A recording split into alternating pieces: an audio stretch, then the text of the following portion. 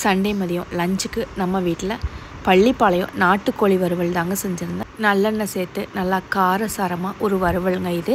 எப்பயும் பிராய்லர் கோழியே சாப்பிடாம 10 நாளைக்கு ஒரு வாட்டியாச்சும் இந்த நாட்டுக்கோழியை எடுத்துக்கோங்க. பள்ளிப்பாளையம் நாட்டுக்கோழி வறுவல் செய்கிறதுக்கு சின்ன வெங்காயம் ரொம்ப முக்கியங்க. ஒரு பவுல் நிறைய எடுத்துக்கோங்க. உங்கள் காரத்துக்கு ஏற்ப காஞ்ச மிளகாய் எடுத்துக்கோங்க. நான் ஒரு 10 மிளகாய் போல் எடுத்திருக்கேன். இஞ்சி பூண்டு பேஸ்ட் எடுத்துக்கோங்க. தேங்காயை இது போல் கீறி வச்சுக்கோங்க. தேவையான அளவு உப்பை எடுத்து வச்சுக்கோங்க. ஒரு கடாயில் நல்லெண்ணெய் சேர்த்துக்கோங்க. தாராளமாக நல்லெண்ணெய் சேர்த்துக்கலாங்க. நான் இன்றைக்கி 1.5 குழிக்கரண்டி அளவு நல்லெண்ணெய் எடுத்துருக்கேங்க. நாட்டுக்கோழியை நல்லா சுத்தம் பண்ணிவிட்டு குக்கரில் 7-8 விசில் விட்டு வேக வச்சு எடுத்து வச்சுக்கோங்க. எண்ணெய் சூடான உடனேயும் கொஞ்சமாக கடுகு சேர்த்துக்கோங்க. சில பேர் நான்வெஜ்ஜுக்கு கடுகு சேர்த்துக்க மாட்டாங்க. ஆனால் எங்கள் சைடில் கடுகு சேர்த்துக்குவோம். கடுகு பொரிஞ்சதும் சுத்தம் பண்ணி வச்சுருக்கிற சின்ன வெங்காயத்தை சேர்த்துக்கோங்க. காஞ்ச மிளகாயையும் சேர்த்துக்கோங்க. காஞ்ச மிளகாய் நல்லா கலர் சேஞ்ச் ஆகிற வரைக்கும் வறுத்து எடுத்துக்கோங்க. ஒரு கைப்பிடி அளவு கறிவேப்பிலையும் சேர்த்துக்கோங்க. நாட்டுக்கோழி வறுவலுக்கு இந்த கறிவேப்பிலை நல்ல மணமும் சுவையும் கொடுக்குங்க. கறிவேப்பிலையும் வதக்கி விட்டுட்டு இஞ்சி பூண்டு பேஸ்ட் 1 ஸ்பூன் சேர்த்துக்கோங்க.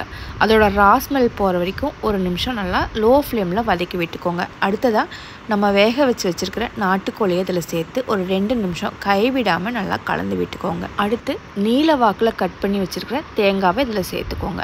இந்த தேங்காய் இந்த உப்பு காரத்தோடு வேகும்போது நல்ல டேஸ்ட் கொடுக்குங்க. நாட்டுக்கோழி வறுவலுக்கு தேவையான உப்பை இந்த டைமில் சேர்த்துக்கோங்க.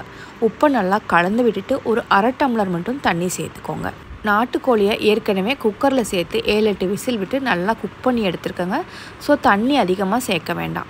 உப்பு செக் பண்ணிவிட்டு ஒரு மூடி போட்டு ஒரு 6-7 நிமிஷம் நல்லா குக் பண்ணிக்கோங்க. இந்த நாட்டுக்கோழி வறுவலை இன்னும் காரமாக வேணும்னு நினைக்கிறவங்க இந்த டைமில் மல்லி, ஜீரகம், சோம்பு, மிளகு, 2 காஞ்ச மிளகாய், பட்டை, கிராம்பு இது எல்லாத்தையும் வறுத்து மிக்சியில் பவுடர் பண்ணி இதில் சேர்த்துக்கோங்க. 6-7 நிமிஷம் தாங்க. நம்ம சேர்த்த தண்ணியெல்லாம் நல்லா ட்ரை ஆகி சிக்கன் நல்லா வெந்து தேங்காய், வெங்காயம், சிக்கன் எல்லாம் ஒன்றோட ஒன்று கலந்து எவ்வளோ க்ரீமியாக வந்திருக்கு பாருங்கள். நல்லா காரமாக ஜூஸியாக இருக்கிற அந்த நாட்டுக்கோழி வறுவலை சுடு சாதத்தில் வச்சு சாப்பிட்டிங்கன்னா ரொம்ப டேஸ்ட்டாக இருக்குங்க. நல்லா சளி பிடிச்சிருக்கிற டைமில் இந்த நாட்டுக்கோழியை சாப்பிட்டு பாருங்கள். ரொம்ப ரிலாக்ஸாக இருக்கும். சளி கூட சீக்கிரம் சரியாயிடுங்க. நாட்டுக்கோழியில் கால்சியம், புரோட்டீன், பாஸ்பரஸ்னு எல்லா சத்துக்களும் இருக்குங்க. ரத்த சோகை உள்ளவங்க அடிக்கடி நாட்டுக்கோழியை சேர்த்துக்கோங்க. ரெஸ்டாரண்ட்ஸ்லேயும் தாபாலையும் இந்த நாட்டுக்கோழி வறுவல் ஒரு பிளேட் 300லேருந்து 400 வரைக்கும் இருக்குங்க. 1/2 கிலோ நாட்டுக்கோழி வாங்கிட்டு வந்தால் போதுங்க. வீட்டிலையே நல்லா காரசாரமாக சூப்பராக சமைச்சு எல்லோரும் சாப்பிட்லாம்.